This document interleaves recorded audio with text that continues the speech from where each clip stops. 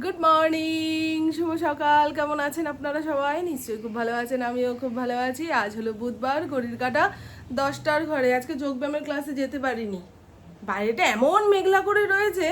আমি ভাবলাম সকাল হতে আরও আধা ঘন্টা 1 ঘন্টা বাকি, চোখ বন্ধ করে শুয়েছি, ব্যাস ঘুমিয়ে পড়লাম। 9টা সাড়ে 9টার সময় ঘুম থেকে উঠে ভাবি এই আজকে তো যোগব্যায়ামের ক্লাসে যাওয়া হলো না। সে যাই হোক, গতকালকেও আমি ভিডিও করতে পারিনি। ইন্দ্রর সঙ্গে একটা অফিসিয়াল কাজে বেরিয়েছিলাম, 11টা থেকে ওই দুপুর 2টো 2:30 পর্যন্ত ওর সঙ্গে এদিক ওদিক ঘুরেছি।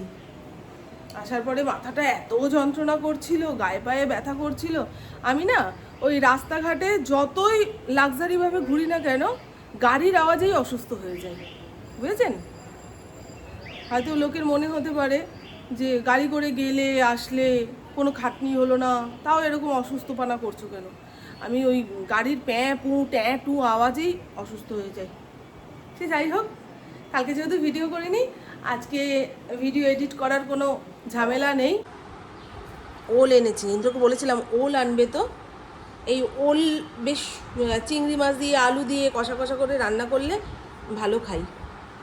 পেঁপে এনেছে, আলু এনেছে, হ্যাঁ, আর পুঁই শাক আনতে বলেছিলাম, পুঁই শাক এনেছে। এর আগের দিন যে ওই সুজাতা এসে এর আগের দিন যে মোটা মোটা ডাটাওয়ালা পুঁই শাকটা এনেছিল, খুব ভালো খেয়েছিলাম। এটা কেমন হবে কি জানি, সব পুঁই শাকের স্বাদ ভালো হয় না গো, বুঝেছো? কাঁচা লঙ্কা এনেছে, কুমড়ো এনেছে।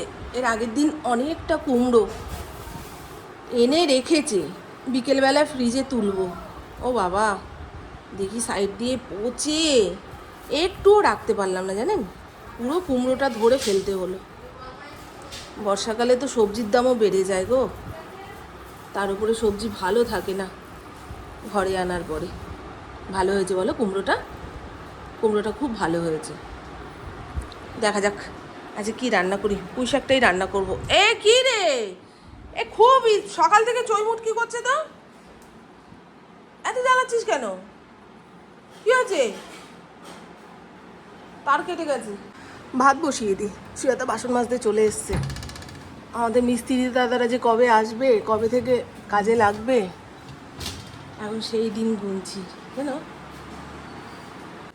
পুপু 12টার সময় টিউশন যাবে, তা ভাত খাইয়ে পাঠাবো। ভাত বসিয়ে দিয়েছি, ইন্দ্রকেও বলবো ভাত খেয়ে যাও। ওই প্রত্যেক দিন চিড়া খেয়ে খেয়ে বেরোচ্ছে, বাড়ি ফিরছে 3টে সাড়ে 3টের সময়, খেতে চায় না, বলে এত সকালে এখন আর ভাত খেতে ইচ্ছা করে না। কিন্তু একটা টাইমে এই 10:30 11টার সময় সব ভাত খেয়ে বেরোতো, পুপু যখন স্কুলে পড়তো। রুটিওয়ালা কাকার থেকে বান পাউরুটিটা রেখেছি। এই পাউরুটিগুলো খেতে কেন বলুন তো ভালো লাগে, মাঝখানে একখানা বড় কিশমিশ দেওয়া, তবে এটা ছোট, এই কিশমিশটা একদম ছোট। পাউরুটিটাও বেশ মিষ্টি মিষ্টি। দেখেছেন কেমন মেঘলা করে রয়েছে। ইন্দ্রর ভাত আলাদা করে মাখতে হলো, উনি তো লবণ খায় না, তাই একটু কাঁচা লঙ্কা ডলে আলু সেদ্ধ যেটুকু দেওয়ার দিয়ে একসঙ্গে মেখে দিলাম। এই যে এইটুকুই ভাত, বেশি দিলে চেঁচাবে। চলো, পুকুর ভাত মাখতে হবে আবার আলাদা করে। এসো না, কোথায় দেবো, এখানে দিই। জলের বোতল নিন কি?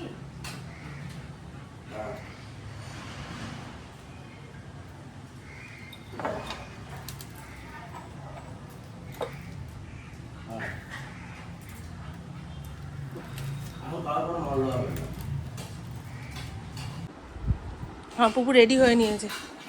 পুকুর ওয়ার্ড্রপটা দেখাবো না।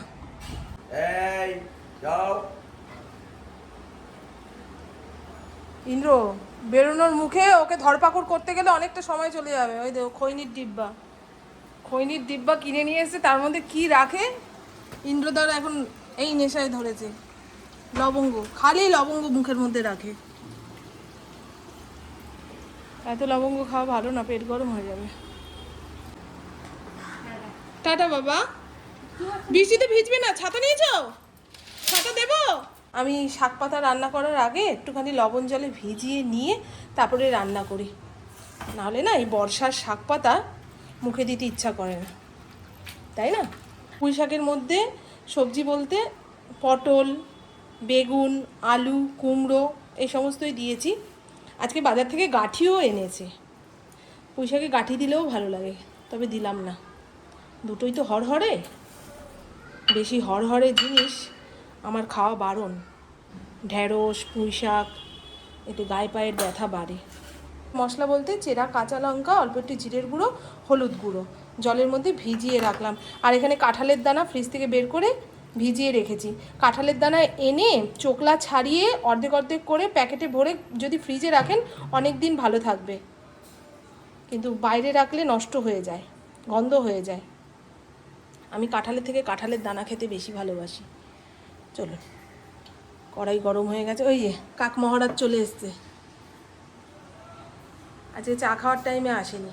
এই গ্যাসে পুঁই শাকটা বসালাম, আর একটা গ্যাসে মাছ ভাজতে বসিয়ে দিলে কিন্তু হয়ে যেত, কিন্তু দুদিকে তাকিয়ে আমি কাজ করতে পারি না। একখানা গল্প শুনছি, পিয়ালা, খুব ভালো হচ্ছে, অলৌকিক গল্প, অলৌকিক। চলুন, হ্যাঁ, মাছের সবজিপাতিটা কেটে নিই।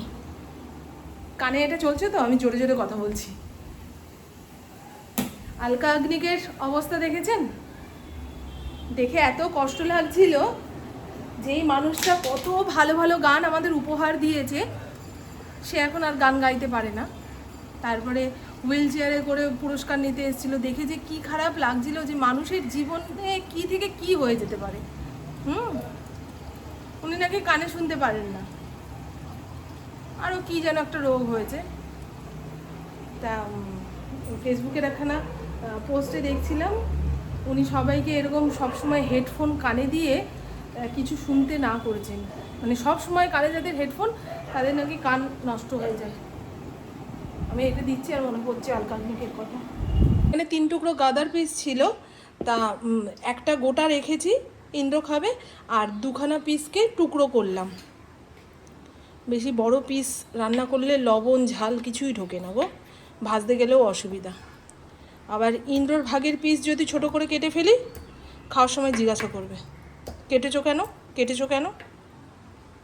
খাওয়ার থেকে দেখে মন ভরাতে অভ্যস্ত, তাই না?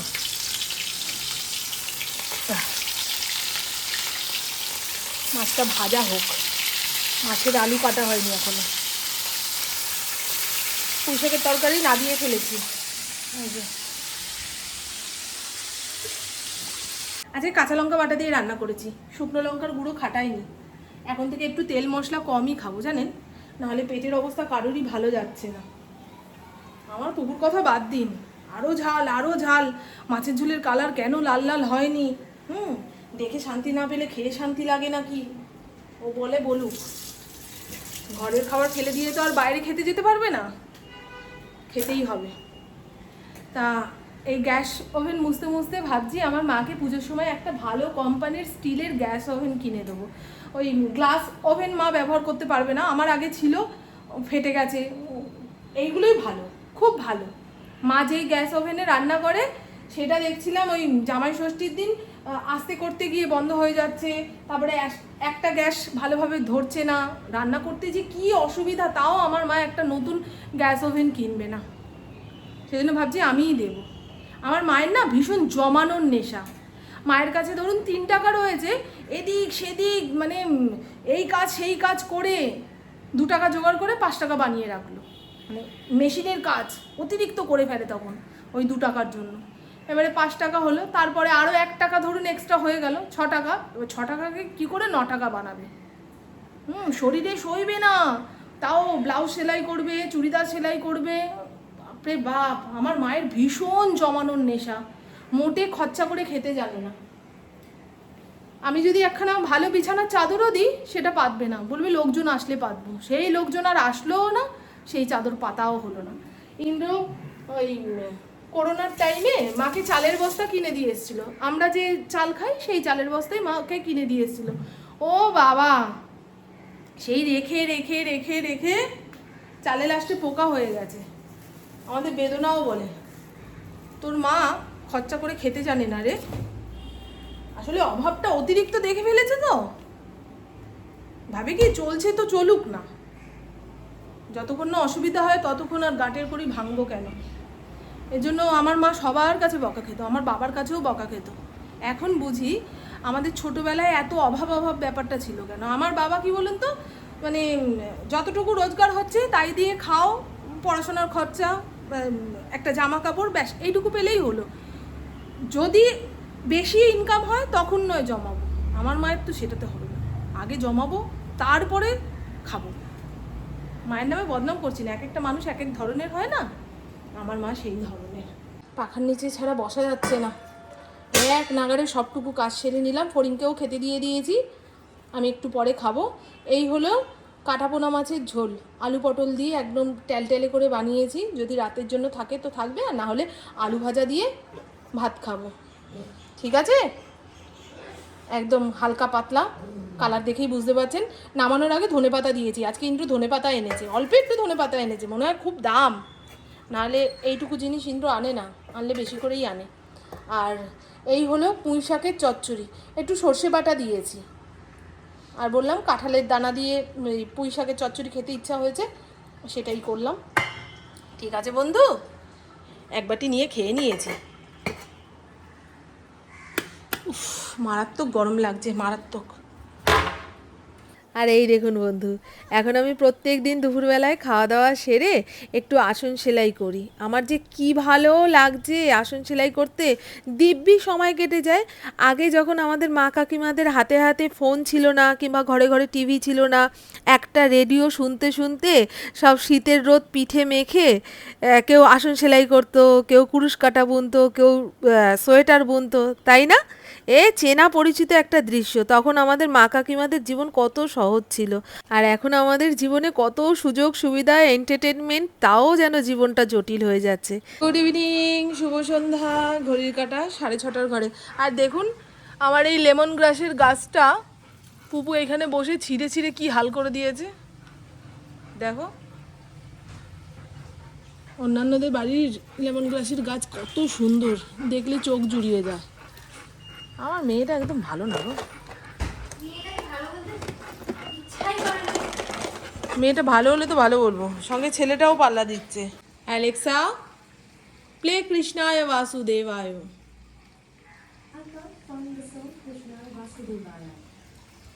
ও তুমি কিছুই জানবা না, ঠাকুরের নাম জানবা কেন?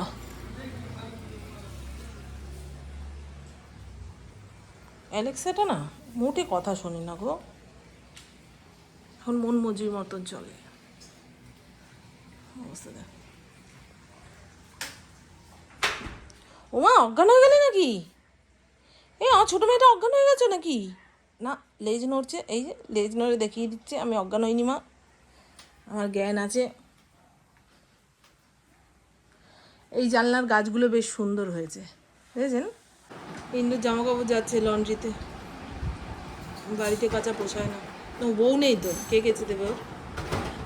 ব্যাচেলার লোক, তাই তো সারা জীবন লন্ড্রিতে জামা কাপড় দেয়, একদম কেচে ধুয়ে আয়রন হয়ে বাড়িতে আসবে, বুঝেছো বাবা? ও মা, ও মা, ও মা, চোখে মুখে ছানা লেগেছিল, চোখে মুখে ছানা লেগেছিল। ও মা, শোনো মা গো, চলো চলো, সর্বক্ষণ গায়ের উপরে উঠে বসতে নেই, চলো চলো। পুপু মুড়ি খেতে চায় না, আর আমরা ছোটবেলায় বিকেলে মানেই মুড়ি, এক মুঠ মুড়ি মুখের মধ্যে দিয়ে চাবাতে থাকো। চায়ের কালার দেখেছেন? আমাদের সব কাপের একটা করে জোড়া ভেঙে গেছে, ওই জন্য মা মেয়েতে আলাদা আলাদা কাপে করে চা খাচ্ছি। এখন ফড়িংকে ভাত দিতে হবে, পুপুকে ভাত মেখে খাইয়ে দিতে হবে। দুপুরবেলায় মাছের ঝোল দিয়ে তো ভাত খেয়ে নিয়েছে, এখন মেখে চুকে না খাইয়ে দিলে খাবে না। কত কথা বললো, ঘরে ডিম এনে রাখতে পারো না, ডিম থাকলে আমি একটা অমলেট ভেজে ভাতের সঙ্গে খেয়ে নিতাম।